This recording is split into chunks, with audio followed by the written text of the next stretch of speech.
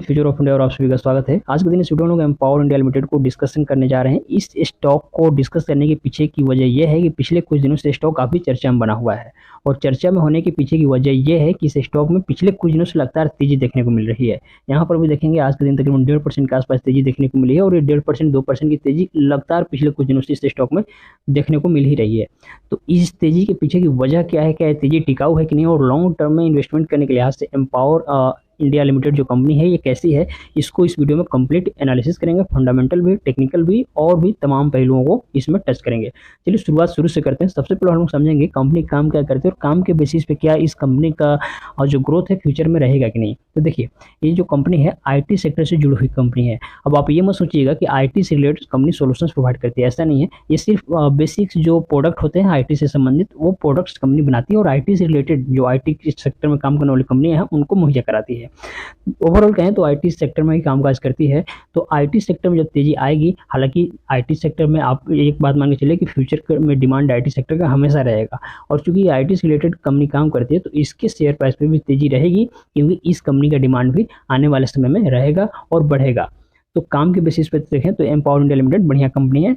और अब चलिए इसके फंडामेंटल को डिस्कस करते हैं। तो फंडामेंटल में देखेंगे तकरीबन 159 करोड़ के आसपास, 160 करोड़ मान लीजिए कंपनी का मार्केट कैप है, लेकिन स्टॉक का पी काफ़ी महंगा है, 3 डिजिट में है। मैं आपको बार बार कहता हूँ स्टॉक का पी जितना कम हो उतना अच्छा माना जाता है, 20 से कम हो तो उससे अच्छा माना जाता है, लेकिन यहाँ पे काफ़ी महंगा है।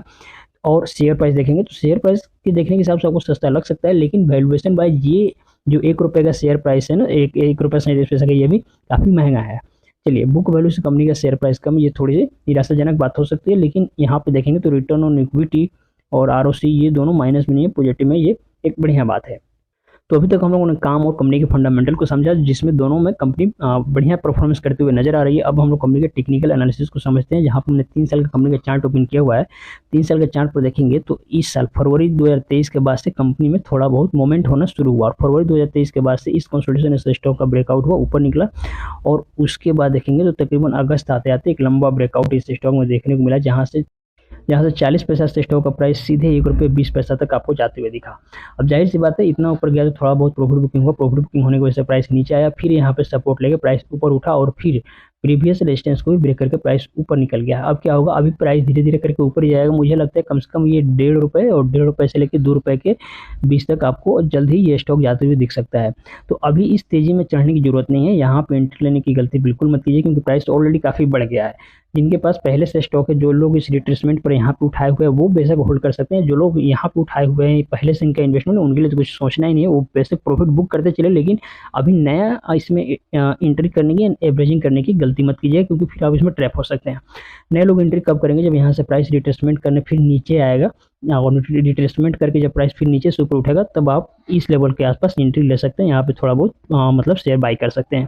तो देखिए, एम्पावर इंडिया लिमिटेड में कहाँ पे नए लोगों को एंट्री लेना है और पुराने लोगों को क्या करना है, ये बात भी मैंने आपको बता दी। और चार्ट अभी काफ़ी मजबूत स्थिति में है। इसके पीछे वजह है कंपनी का फंडामेंटल में जो कंपनी के क्वार्टर रिजल्ट आ रहे हैं वो काफ़ी बेहतर आ रहे हैं, जिस वजह से इसमें ग्रोथ देखने को मिल रहा है। और काम को बदौलत, जैसे मैंने बताया कि इसके बदौलत भी कंपनी के शेयर प्राइस में हमेशा तेजी बनी रहेगी। तो चलिए अभी थोड़ा सा हम लोग क्वार्टरली रिजल्ट को डिस्कस कर लेते हैं। तो क्वार्टरली रिजल्ट में सबसे पहले हम बात करें कंपनी के सेल्स की, तो आप देखेंगे सेल्स पिछले कुछ क्वार्टर में यदि कंटिन्यूस बेसिस पे देखें तो लगातार बढ़ रहा है, कंपनी का सेल्स बढ़ते जा रहा है। और सेल्स बढ़ने की वजह से, यानी कंपनी के पास पैसा आ रहा है, तो जो कंपनी का ऑपरेटिंग प्रॉफिट है, मेन बिजनेस जो कंपनी का आईटी से संबंधित प्रोडक्ट्स को बनाना, उसको रिलेटेड कंपनी को सप्लाई करना, तो इस वजह से कंपनी का जो ऑपरेटिंग प्रॉफिट है वो अभी आपको बढ़ते हुए दिख रहा है। जाहिर सी बात है, जब ऑपरेटिंग प्रॉफिट बढ़ेगा तो जो कंपनी का नेट प्रॉफिट होता है, नेट प्रॉफिट वो होता है जो टैक्स वैक्स देने के बाद कंपनियों के पास बचता है, वह भी आपको लगातार बढ़ते हुए दिखेगा। कंटिन्यूस बेसिस पे कंपनी का देखेंगे तो आपको प्रॉफिट बढ़ते हुए दिख रहा है। तो काफ़ी कमाल की कंपनी है। आने वाले समय में एक बढ़िया अपॉर्चुनिटी बन सकता है इस स्टॉक में पैसा लगाना, यदि सही समय पर पैसा लगाते हैं तो एम्पावर इंडिया लिमिटेड के बारे में जो बातें थी मैंने आपको बता दी। मैं उम्मीद करता हूँ आप समझ पा रहे होंगे। मन में कोई भी सवाल है, कन्फ्यूजन है तो कमेंट में जरूर पूछिएगा। व्यक्तिगत रूप से मुझसे जुड़कर बातें करने के लिए मुझको इंस्टाग्राम पर फॉलो कर लीजिए, उसका लिंक इस वीडियो को डिस्क्रिप्शन में मिल जाएगा।